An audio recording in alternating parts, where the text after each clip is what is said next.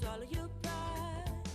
Keep it bottled inside, cause you're so scared. You're so scared, you're so scared that you're so scared, you're so scared that it's too deep.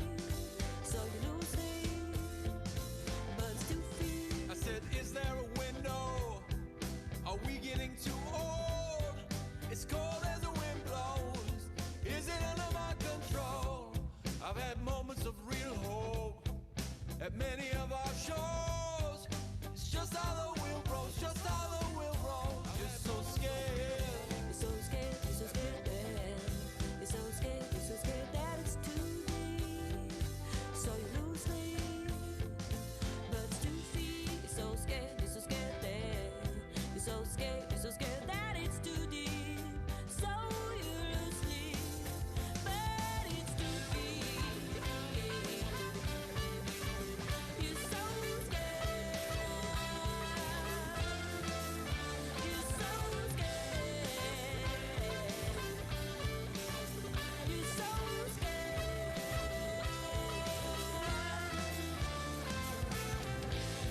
Scared that I'm failing, scared of regret, scared I let love go, scared of growing all alone.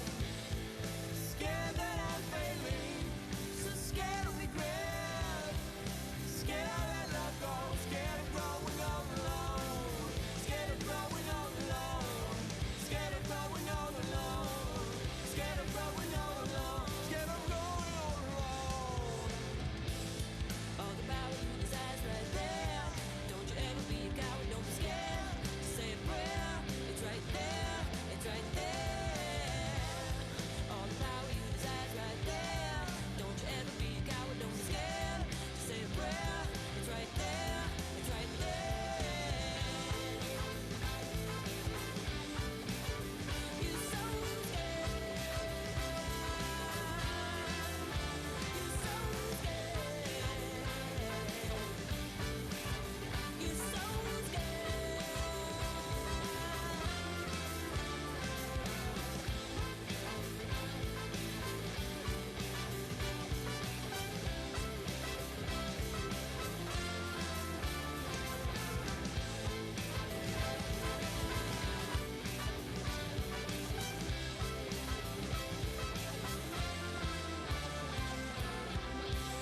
so scared, you're so scared that you're so scared, you're so scared that it's too deep, but it's 2 feet.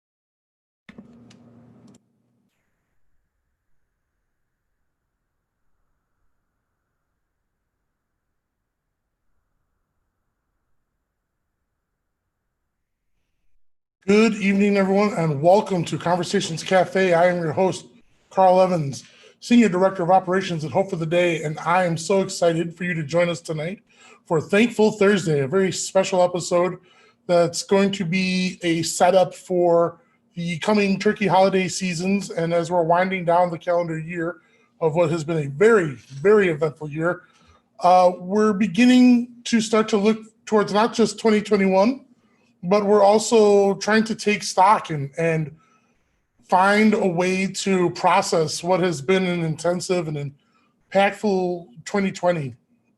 And we called it Thankful Thursday, not just to sort of be ironic or ignore realities around us, but one of the things that's hardest to do when we're talking about mental health is try to find a way to create context, try to find a way to create understanding that lets us be able to assess progress.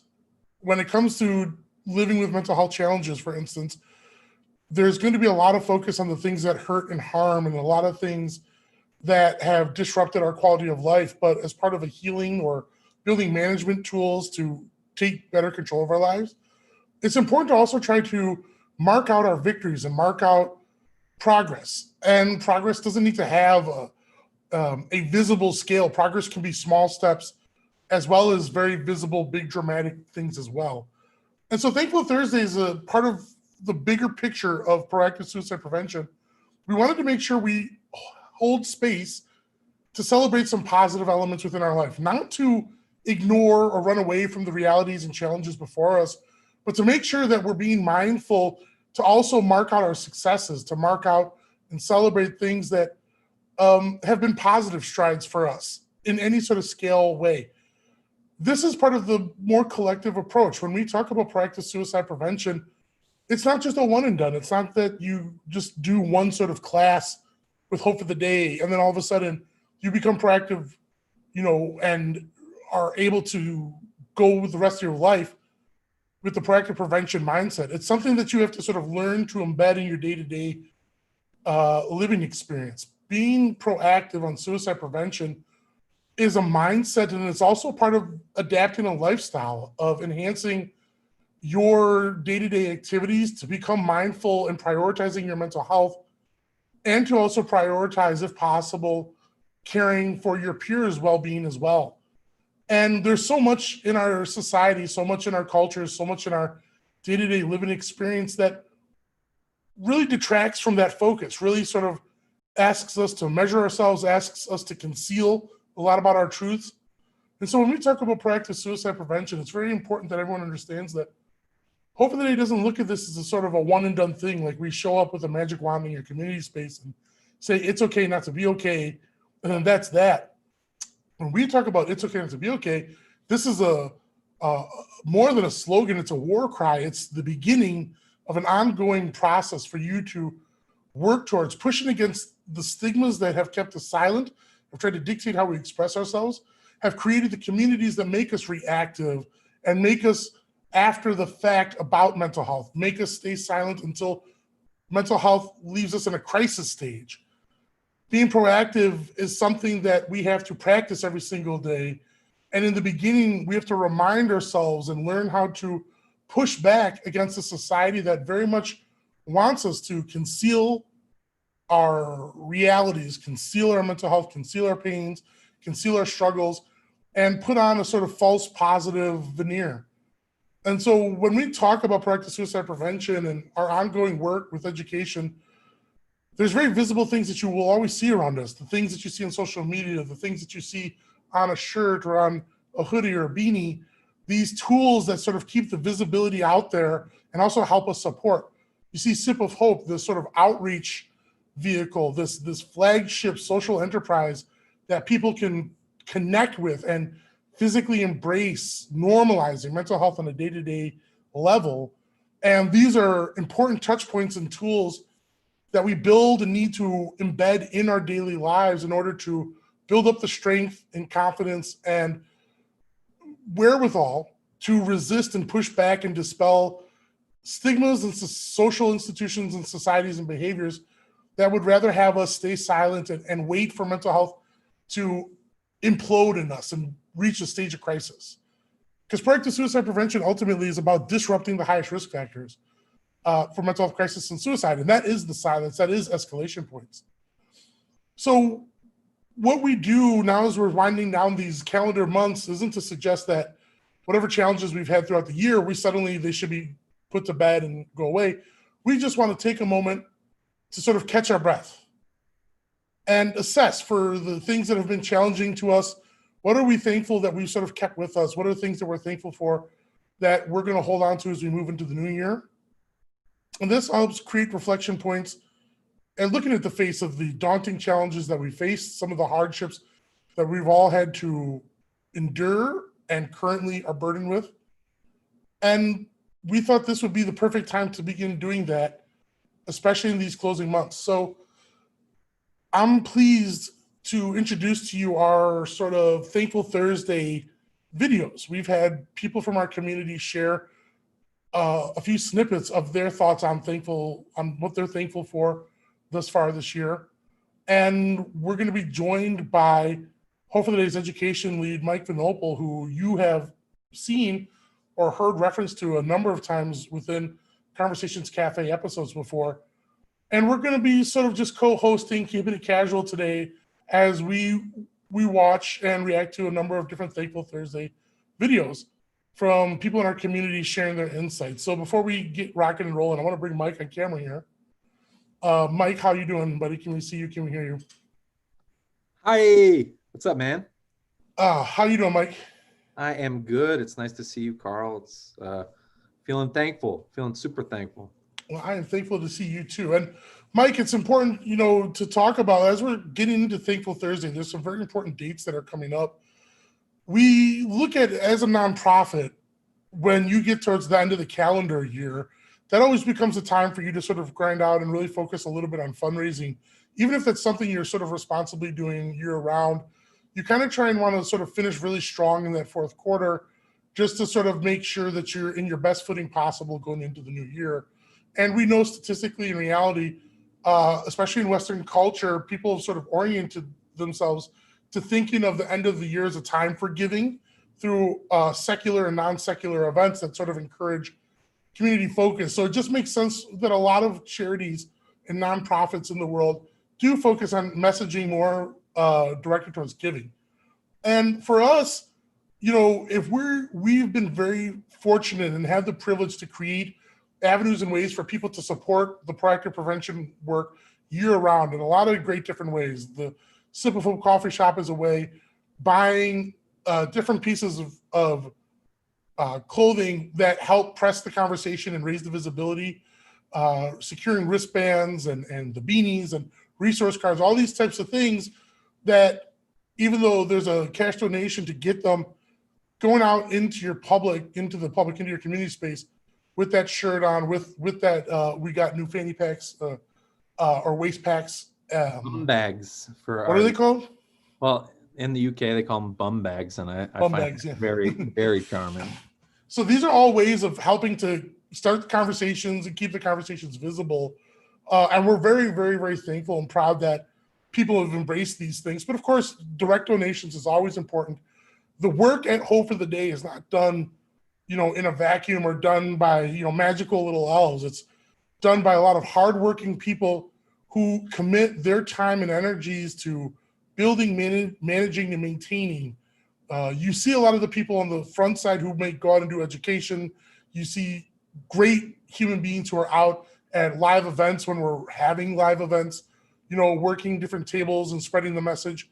But there's then a whole nother troop of people who don't necessarily go out of the office space, who are making the graphics and the videos and keeping the content going and answering emails and doing paperwork and doing the due diligence to make sure that we're a well-functioning, smoothly running organization. And that's not something, we want to make sure that we're properly invested in that core group of individuals and trying to make sure that their mental health is secured as best we can by making sure that they're in a place that's a healthy work environment, and being compensated for your time and energy is part of that. So another strategic point is that one of the reasons that we do fundraising is also not just to keep the lights on, but Hope for the Day's proactive suicide prevention. Interestingly enough, we take pride in the fact that we try to have the lowest barriers possible between delivering mental health education in our community spaces. So there's different sorts of opportunities we have that we provide without an upfront cost to the general public, even though it costs something to put it out to community space, to go to a school, to go into a library or go into a government space and talk to people and about and provide our education. The fact is that by not having an upfront cost, it lowers the threshold and lowers the barrier for someone who maybe might be discouraged from paying $5 or $20 for a ticket into something. Right. And this means that we're helping spread the community. And Mike, as the lead of education, one of the things we do is we're not just willy-nilly throwing education everywhere. We try to set sort of ways of becoming accountable. And each year we try to set a target threshold for how many people we can directly educate. Now, when we mean directly educate, what we're talking about is you might see a post on Instagram and it might have some educational material in it. It'll say something like it's okay not to be okay, and there might be a statistic, and you might have learned something from that post. But that's more of what we think of as outreach. When we talk about education, we're talking about we put a human being in front of a group of people, whether it's students, first responders, families, teachers, clinicians, the general public. We're investing in putting someone in front of someone and delivering an educational experience that has to have a direct outcome, that you learn something more, you gain new insight, you got tools. So when we talk about direct education, this is not to be thought of as something sort of like we post on Facebook and that's our education numbers. We always try to set a metric for how many people can we provide direct education to. Even in the COVID realities that took away a lot of physical opportunities, doing things through Zooms and stuff like that, we're still able to directly deliver an educational experience and get something out of that. And Mike, what was our goal on January 1st of 2020? What was our goal for 2020 in terms of how many people we were trying to deliver direct education to? We wanted to try to deliver direct education to 20,000 people in 2020. Before you go further though, we got to 20,000. Did we just pick that out of the hat, or was it based on what we learned about our performance in 2019? How many people did we direct educate in 2019? Oh, gee, the figure off the top of my head, I'm not 100% sure, but it was somewhere in 10,000 to 12,000. And we applied some like growth metrics like, we want to grow by at least a third. We want, 133%, if you will. And that brought us to about 18,000. And we're like, I think we can challenge ourselves. And it just, it was a reach goal. And I really wanted to prove that we are capable of impacting a whole lot of people. And it's important that we continue to grow those numbers to have our mission really take hold in the common consciousness of a community member, so that there's not gaps. So with that said, we set a goal for 2020 to educate how many people? 20,000. 20,000 people. So our mission was to get out there and through our team of educators led by Mike and our great surrogate program that continues to grow and refine itself through our contracted level of programming with proactive workspaces. Through all these different tools, we were going to try and engage 20,000 people. Even our intersectional platforms, Project Red Team, which focus on first responders and veterans of the military. Our other intersectional platform, 86 of Silence, which focused on hospitality and live event staff and community spaces. We were going to go out and try to get to 20,000 people we could show the time and place that we connected with them. So even with COVID impacting how we did the delivery of education, Mike, what was our performance number to date, as of November 1st, 2020? As of November 1st, we were about 26,500 direct education in 2020, surpassing our goal quite a bit. And we're on track to, break through 27,000 before the year's out. So I'm really proud of the team.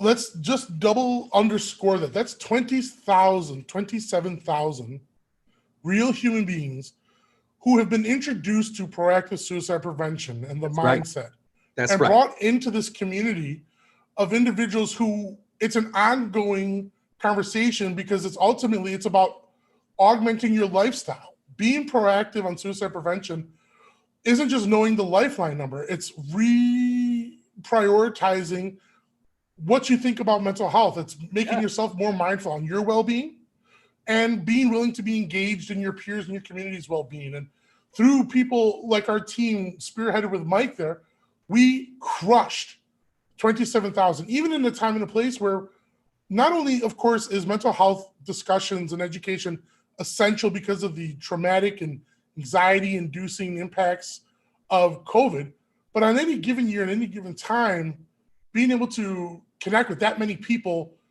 we're talking about being able to provide something in the community that can really, really change lives. Because remember, we want to say it again, proactive suicide prevention is about disrupting the highest risk factors for mental health crisis and suicide. And we're still in a society that is reactive, but 27,000 people getting started on learning a new way to approach it, that's making an impact.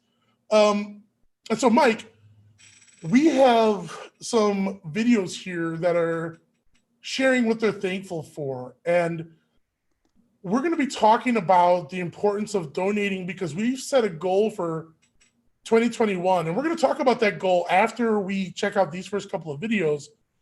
But I kind of wanted to lead in with Mike, being part of the team that crushed these goals. What are you thankful for? If you wanted to share a little bit on this Thursday. I would love to. I would absolutely love to. I've been thankful for the bravery of people understanding that we create platforms to engage the community and saying, hey, I have a story and I want my story, something that was painful for me, to be something hopeful and useful and positive for somebody else in my community. And it's been so awesome. I'm so grateful. I'm so thankful for all the things that I've learned from additional perspective, because you're limited. You are, all of you folks are limited by your own experiences. And it's really important that through the fact that you listen and you talk and you share, you start to really get better at proactive prevention the more you practice it. So we always impart this to the 27,000 people that we educated in 2020 and all the people before that and all the people that will come in the future, that we don't want this conversation to stop, to start and end in this time that we have together. We want you to be able to go forth and to change your surroundings, change your sphere of influence, and make it okay to talk about mental health in those spaces, because you can, there's no telling the positive impact that we're not able to account for in those individuals going out in an organic way and changing how they approach mental health for themselves and their families and the people they care about. So great. I can't do it by myself, right? And Amen. I learned from you, and now we got more people each year that are stepping up and raising up their voice, and it's beautiful. I'm so thankful. And thank you for leading us into this because we want to also make sure we give a chance to give a platform to other people who help make the Hope for the Day mission a reality. So we're going to share a few snippets from people who wanted to share their thankfulness with you all. While we prime up this video, we're going to, when we come back. Can I say one more thing? Can I say one more? Yeah. I also want to just say I'm thankful for you, Carl.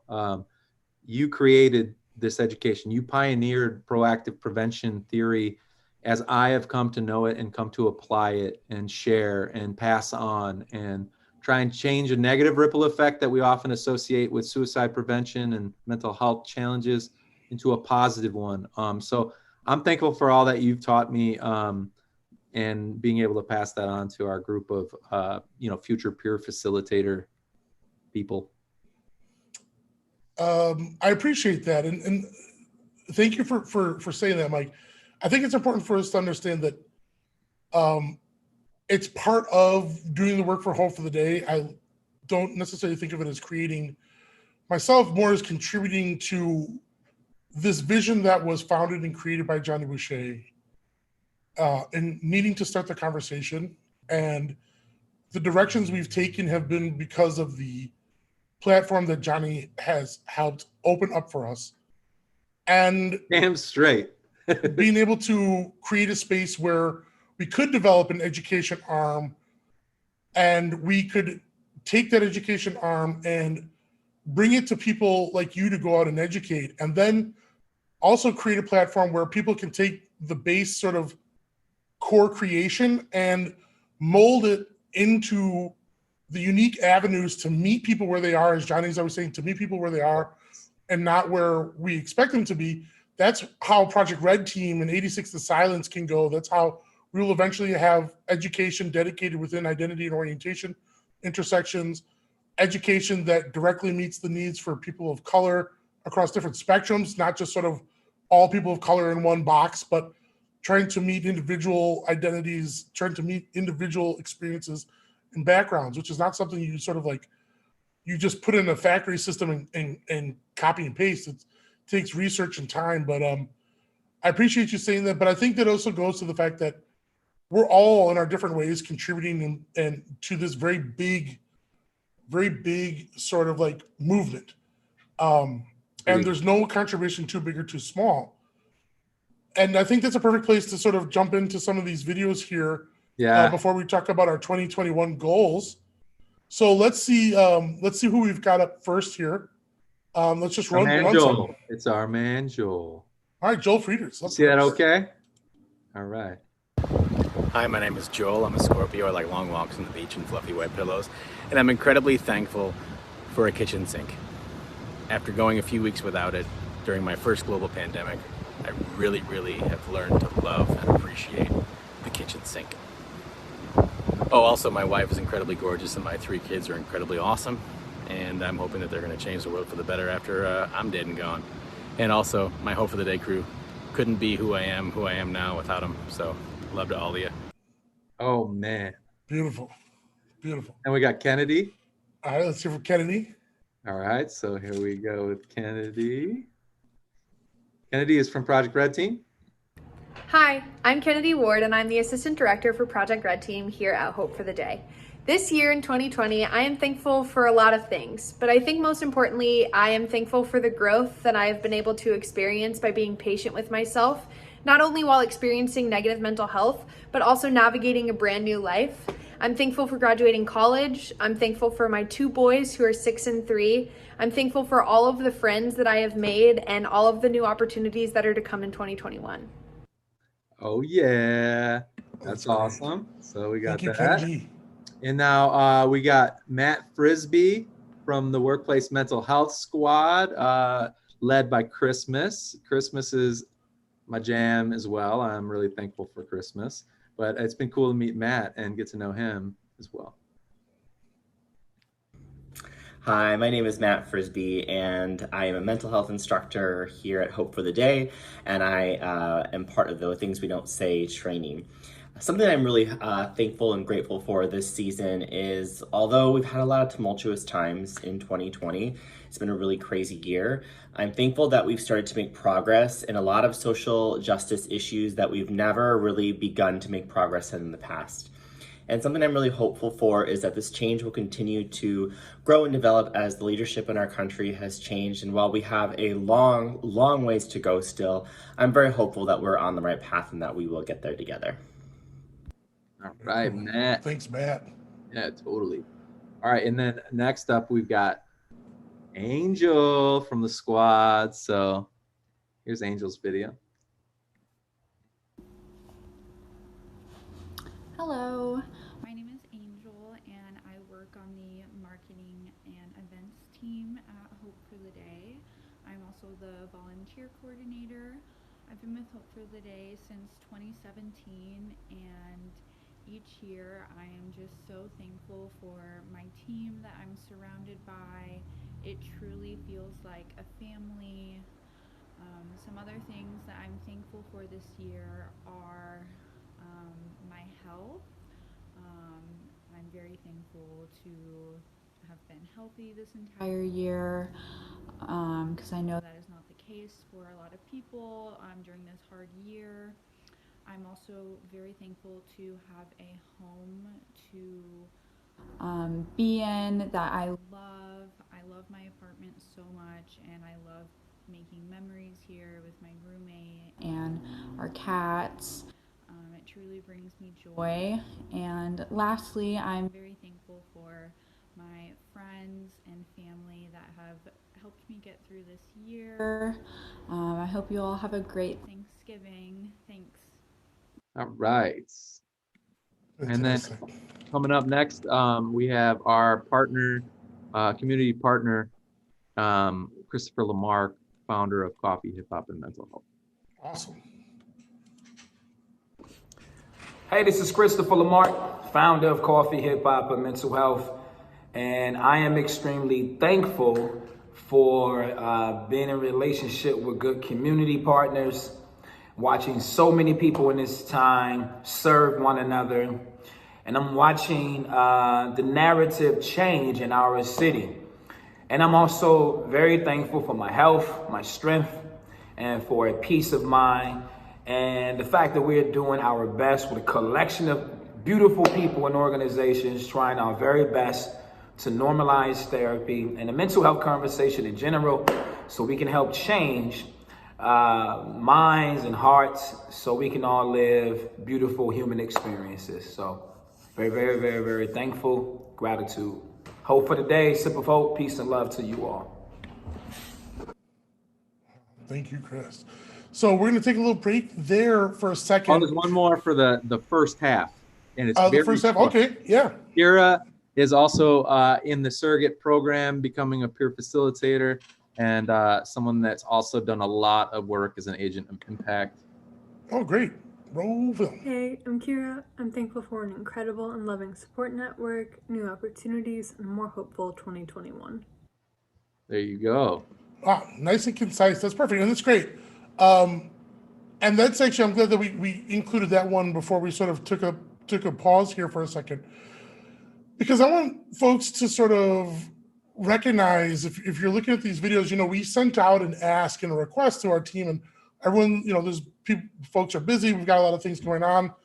And so it's not necessarily that everyone had to fill out a video, but people who can make a few moments to do so did. And I want you to sort of pay attention. Joel, the first video you would have seen there was an individual who connected with Hope for the Day pretty late in, he had been a musician, he was an elected official, he's been a man of wearing many, many, many different hats, but he confronted mental health and suicide not for the first time when he was almost 40.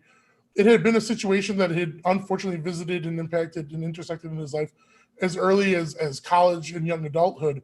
But he confronted it again as he was nearing 40 in ways that connecting with us helped him facilitate a conversation he needed to have for himself, and also conversations that he brought into his communities. And I wanted to sort of juxtapose that with Kennedy, who engaged with us when she was a teenager, met us on the Warped Tour, and would sort of stick with the Hope for the Day as a sort of a feature, in her life as she progressed and grew up and matured and went through college and built a family for herself, and is now in a position where she is now part of working on the team with us and collaborating, contributing and volunteering her skills at the moment. She rules. And when we talk about Angel, who came to us as an intern and found a way to sort of build a role into the organization in office. And then Christopher Lamarck, a community partner, someone who's starting his own enterprise, Coffee, Hip Hop, and Mental Health, to reach into his community. Between Kira, Christopher, Angel, Matt, and Kennedy, and Joel, each one of these individuals comes from a very, very, very different and unique perspective on life. Different genders, different identities, different backgrounds, different cultures, different ages, different economic situations, geographic situations. And they're all connected to us through the truth of proactive suicide prevention, through the reality that it's okay not to be okay, and that we can be proactive on our mental health, that we can go out there and we can improve our quality of lives. We can help positively impact and be agents of impact in our community and our peers' lives. And each one of them doesn't represent, I'm all magically fixed and I've got everything under control. Each one of them represents someone who wanted to stand up and find a way to take action, find a way to embrace and invest in their own well-being as well. And proactive suicide prevention, again, driving home on the point, is ultimately about asking people to prioritize their mental health and to engage in their community and peers' well-being. And we talked about earlier on before these videos that we set a goal in 2020 of trying to educate 20,000 individuals. And as Mike reported, we're already standing at near 27,000 individuals educated, with really one more month left to go on the calendar. And we crushed it. And when you consider that we did this in the face of COVID, where there were several weeks, nearly a month plus, where there was no education going on. That wasn't something people wanted to talk about. People were trying to figure out, quite frankly, how to survive. And you look at the video testimonials from Christopher and Angel bringing up being thankful for having a housing and staying healthy, and Christopher Lamarck being focused very much in his work on connecting with communities who have been disadvantaged through impacts of systemic racism, topics that, health and systemic racism, topics that have been front and center. They should have been front and center a long time ago, but became front and center, especially through the reality of events that have happened over this past year. And when we talk about mental health, it's not just about talking about a diagnosis from a clinician. Mental health is every facet of our lives. Mental health is food scarcity. Mental health is housing security. Mental health is racial justice and social justice. All these things contribute positively to our mental health and can contribute negatively, in the same way that a pandemic is not just about being healthy, but the uncertainty, the job loss, and the economic impacts that have these other cascading effects. And we're very proud that proactive suicide prevention isn't about it solves all these people's problems or something like that, but that it creates a tool and an opportunity to build resilience and to drive towards healthy outcomes.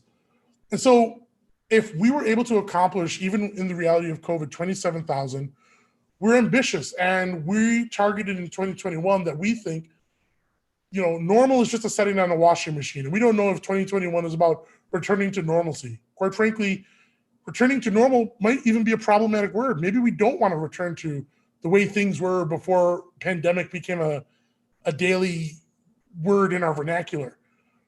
Maybe we're talking about building a new normal, or maybe a new reality, a better normal. Take your pick on how you want to phrase that. But in 2021, we decided that we need to be focused on building new and growing bigger. And we want to engage more people, and we want to grow those numbers, and not just with baby steps. We feel we're in a position where we've built team and an organization structure that can go out and really stretch. And Mike, I want to bring you back in here. Mike, why don't you reveal to our audience, what is our target for 2021?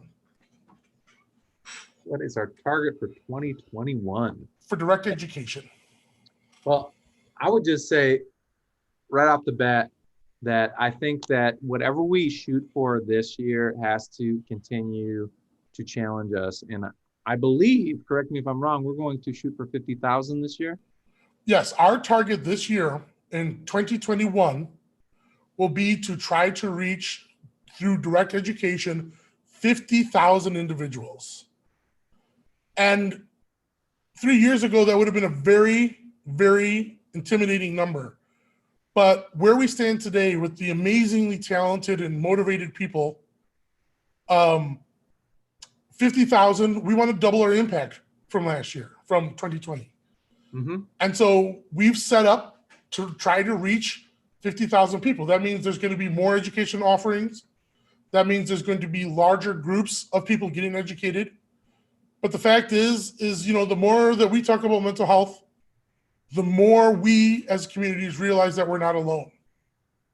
And my work and other people's here's work is to help support the teams that are often led with Mike holding the flag up front and center to do that. And we're introducing that to you now because we're going to be coming up on really driving hard home a very successful Giving Tuesday event that we want to have on December 1st, 2020. And really, we want you to sort of think about your minds, over the course of through the remainder of December. Any amount of money that you can help give becomes a way to help support keeping the barriers low to providing direct education. And we're going to talk a little bit more about Giving Tuesday, which is on December 1st. But the big note I want you to think about as we're trying to reach the 50,000 people educated goal, we set up that for on Giving Tuesday on December 1st, we're trying to do a 1-day goal, a sort of putting a little starting chunk of money in there aside from what we've been doing successfully throughout the year. We've set a goal of trying to raise $15,000 on December 1st alone. Giving Tuesday, if you don't know, is sort of become sort of like if there's the shopping retail days of Black Friday right after Thanksgiving, or as some of us call, I think of it as Native Americans honoring day, if you will, instead of Thanksgiving, but we'll talk about it later.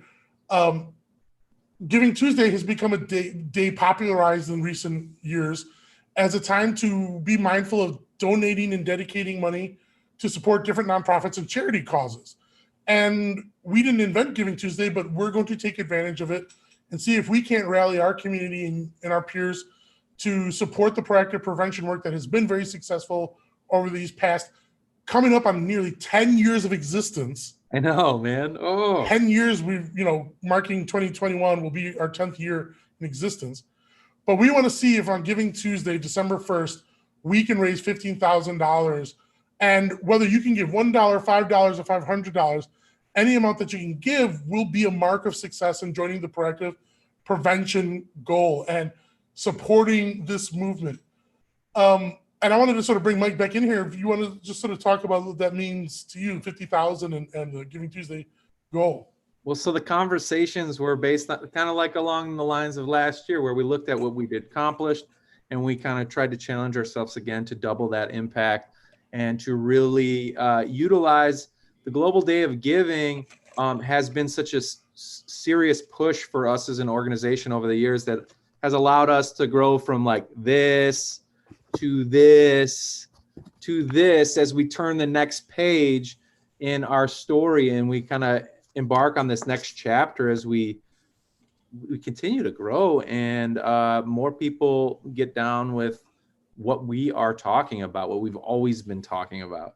More people just seem more willing, and the more people we add to our army, and that's going to be more dollars raised and more free education, more outreach, more impact and inspiration in our communities to smash stigma wherever we see it. So I am so excited. Hell yeah, man. And so if 50,000 people directly educated is the goal for 2021, the Global Day of Giving on December 1st is one of the steps that's symbolic for us. It's, we didn't just start fundraising and preparing for 2021. Now we've been doing it as a responsible organization. But when we think of Giving Tuesday, that's a real sort of symbolic moment to sort of put our stamp on it. And we're definitely inviting and encouraging you all to join us. But let's also meet from other people, part of the team who have made the 27,000 already educated possible and are going to be part of the team that helps make reaching 50,000 individuals realistic and possible for next year. Let's jump into some of these videos, John. All right, here we go. So first up, one of our biggest champions in the school networks here in Chicago. Hey, Hope for the Day. I am very thankful for my friends and my family. I'm thankful for my kids, both biological and the ones here at Westmont Junior High School. I'm thankful for the staff at Westmont Junior High. They've been working hard in a very non-traditional way this year. And with that, I'm thankful for our parents and our community that continues to persevere through these difficult times. The United States military and our first responders who are constantly putting themselves in harm's way for us to benefit, for us to feel more secure and safe. Thank you so much to them who maybe aren't able to be with their families during this Thanksgiving year. I'm also thankful for the opportunities that I get based on the education that I've received and the life experiences that I've had. What gives me hope?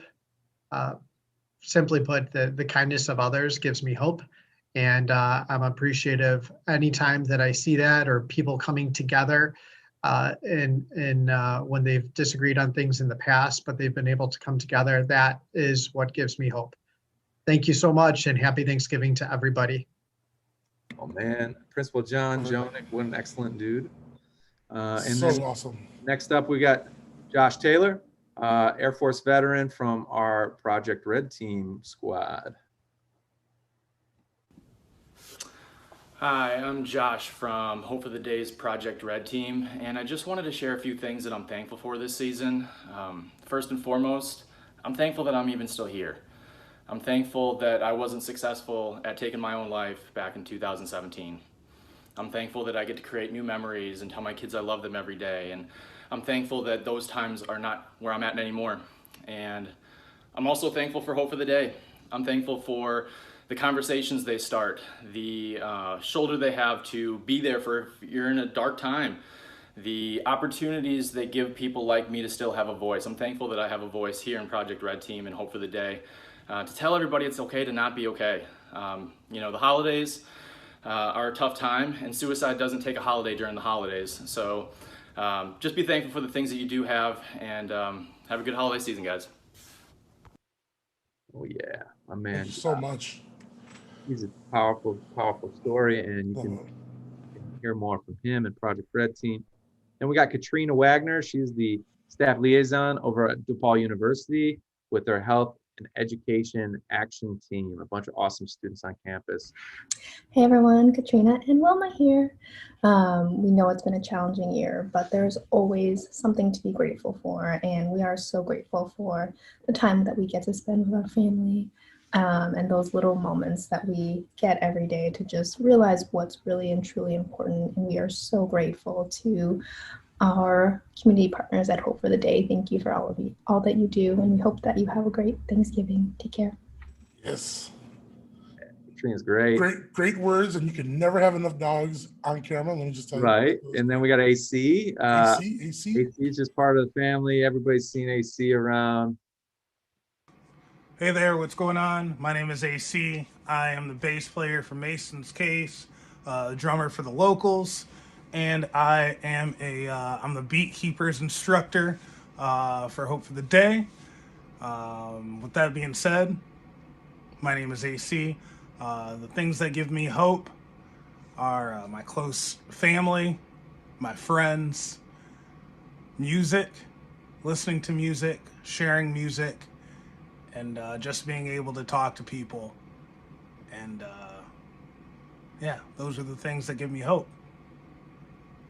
Peace. AC, and then we got Vinny. Vinny, a new part of the squad from our new batch of surrogates that are training to become mental health instructors for Hope for the Day. Hear from Vinny. I'm very thankful for my family, including my dog. I'm also very thankful for the struggles with mental health I've had throughout my life. It's helped me learn a lot about myself, but it's also helped me to teach others to feel comfortable in their own skin. One thing I'm very hopeful for in the future is to help the disabled with mental illness, to help us feel normal in this world, to help us feel like no difference, and teach the world that we are just like everyone else. Hell yeah, Vinny. Oh man, it's been awesome getting to know Vinny. And then last but not least, Vinny. Becca Milligan. Becca, all right, let's hear from Becca. What's up, guys? My name is Becca. I'm the marketing and events director for Hope for the Day, and I think that this Thanksgiving, I'm mostly thankful for the time this year. Even though it was for unfortunate circumstances, it really was a blessing in disguise that everybody got to spend a little bit more time at home with their friends or with their families or with whoever that they live with, spend time with themselves especially, and really realizing what they love to do, figuring out what their hobbies are, figuring out how you like to start your day best, whether you're a morning person or you like a slow start before you get to work, and everybody figuring out like what's really important to them, and how they can make that more present in their everyday, even when we're not in these times.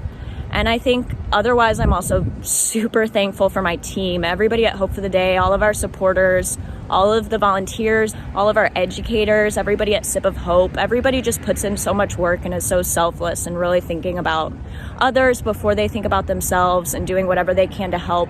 Those are just some things that I'm really thankful for this year. So I hope that you guys can all take a second to figure out what your favorite thing that you learned about yourself this year was and really enjoy Thanksgiving with your family, whether it's over Zoom. I hope you all have a great Thanksgiving, and I'll see you guys later. Yeah, Becca. Yeah. Right. So Mike, your thoughts so far? I just think it's so cool to hear people kind of trying to reflect and be as focused on all the positive things in their lives right now, rather than giving energy to all the negative things that you likely could focus on just as easily. So I thought that was really, really amazing. And being able to put that positivity out there, that's how we continue this momentum and we get people to support the cause so we can do more of the work. And I just can't wait to see our community come out like they always do, and show their support so that we can continue to do more and more wild stuff to meet people where they're at, do things that nobody else are doing out there, so we can help people have hope and fight despair, because it's okay not to be okay. Yeah, man, that's so important to say. And as we're winding down here, I want people to pay attention to the fact that when you're really deeply involved in work that you're passionate about and committed to, sometimes it's hard, or you forget to sort of take a pause and take an assessment and look at what you've done and where you've gone. And you keep your head down and you're just sort of grinding away. And I think people do that in a lot of different ways. Sometimes it's for work and a paycheck, sometimes it's academically, sometimes it's just to survive. You put yourself into something or throw yourself into some things, and you just keep trucking along so hard that you sort of, sometimes it's survival mode. You do these things so that you're not having to look at things around you.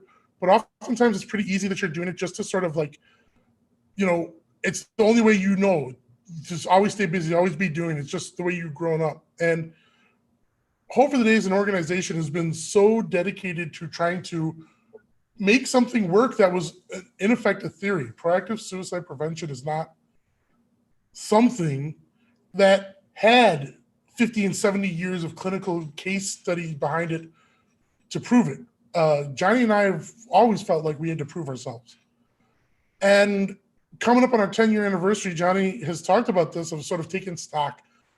And why we wanted to do this episode of Thankful Thursday was to sort of create a space for ourselves to stop and take stock of where we are, catch our breath a little bit, recognize that we have the privilege to catch our breath. There is a lot of hurt in this world. There is a lot of uncertainty in this world. And for us who have the privilege to be able to have the footing stable enough to start to look at what's coming next, to have the privilege to be able to look around and say, who can we help next?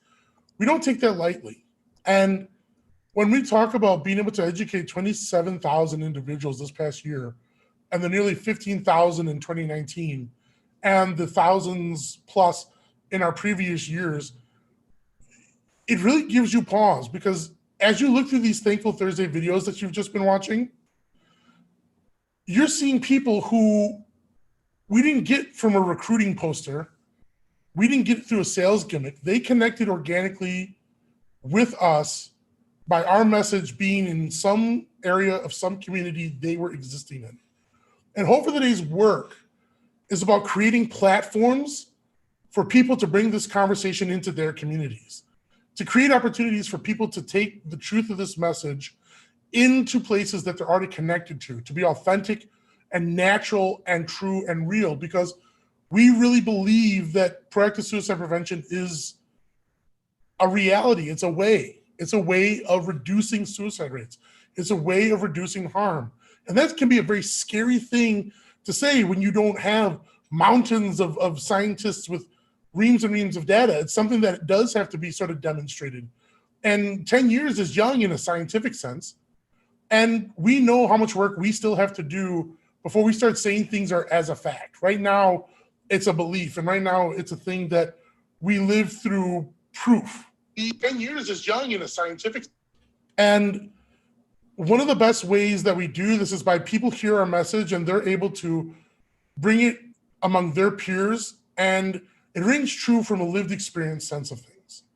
If you've been struggling, if you've been challenged, if you've had to support someone who's been challenging, you know that it's okay not to be okay is the realness. You know that because it's created by people who themselves are suicide survivors, such as myself, such as Johnny, who has lost people to suicide.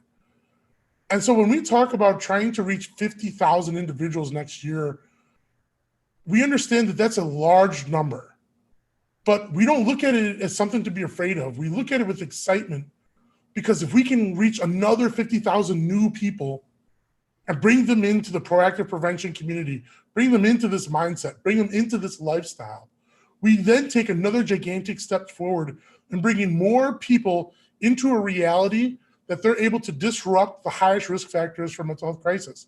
They are able and willing to try to start a conversation on their mental health for themselves or for their peers. Because prevention starts with a conversation that we are not having as a community as a whole, and oftentimes among ourselves.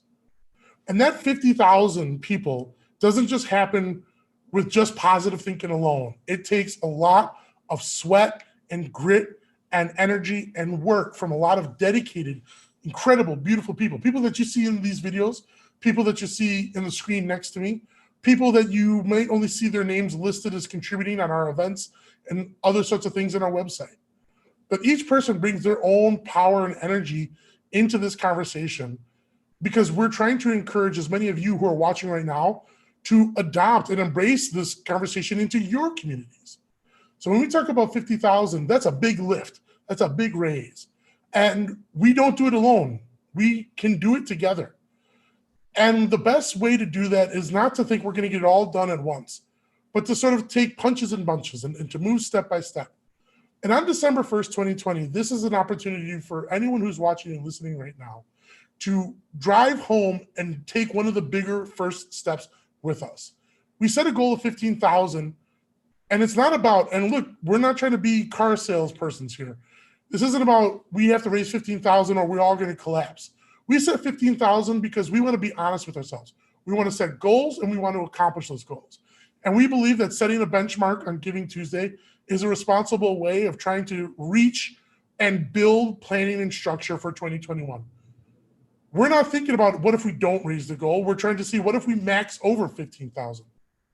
So when we talk about December 1st, 2020, as soon as you wake up on that day, what we're asking for you is to either start a Facebook fundraiser or to come to Hope for the Day's homepage.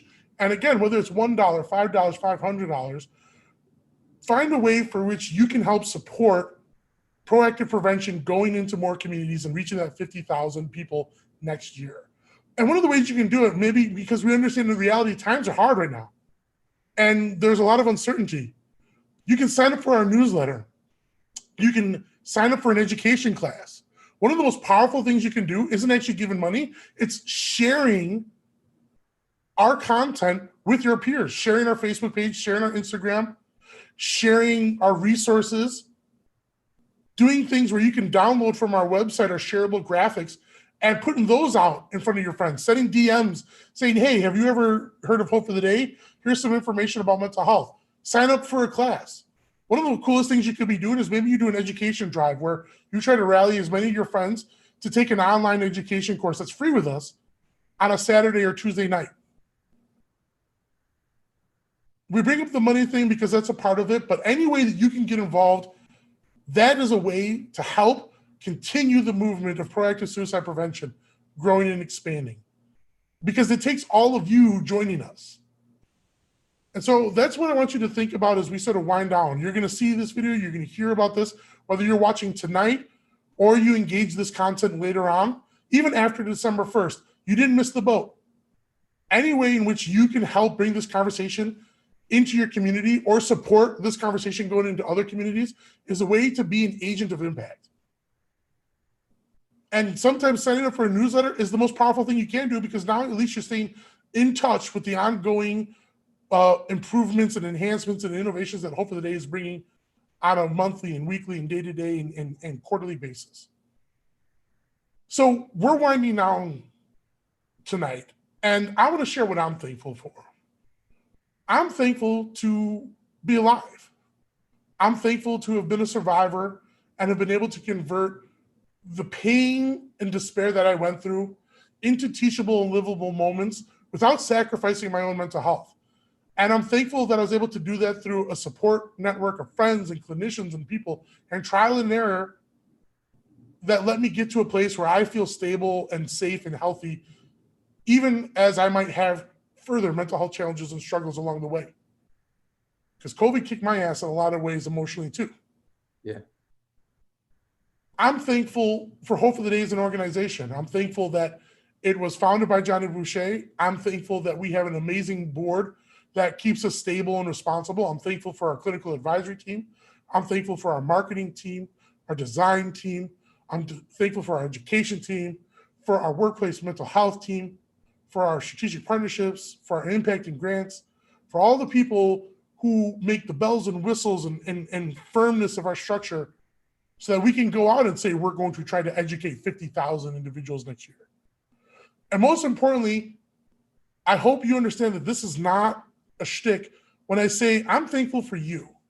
If you're listening right now, if you've ever done anything to support Hope for the Day, I'm thankful for you for having the courage to want to normalize these conversations, to want to invest in your own mental health because you deserve it, to want to invest and be mindful and aware of your peers' well-being as well. I'm thankful for all of you who want to join the proactive prevention movement. And so I want to thank Mike Van Opel for joining me on. I want to thank all the wonderful human beings who contributed videos that you're going to be seeing. We'll be reposting them and sharing them again. I want to thank Becca. I want to thank Rick. I want to thank Vicky, part of the Conversations Cafe production team, Macy and Angel as well. And mostly, I want to thank everyone who's tuned in right now or is engaging in this content in the days to come for being wonderful human beings and part of the Hope for the Day community. Please remember to take care of yourself. And please remember it's okay not to be okay. And don't forget to join us on Giving Tuesday if you can, and any other day afterwards. You're always welcome to join the conversation with us. Take care. Have a wonderful night.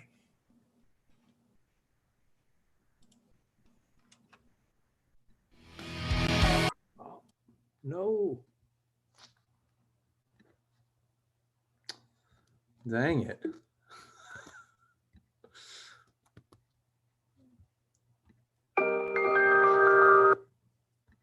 Go figure.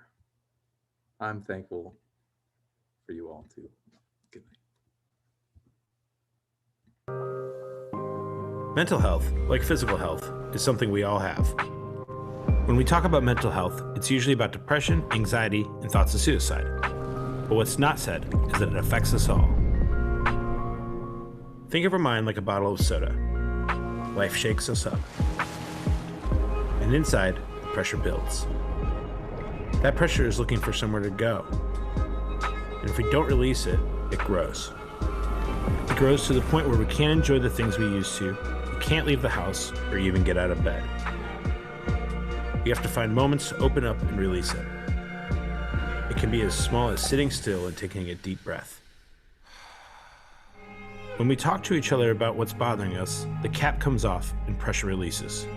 Forget the stigma. All of us need to talk about our mental health. Start the conversation with Hope for the Day. We are in this together.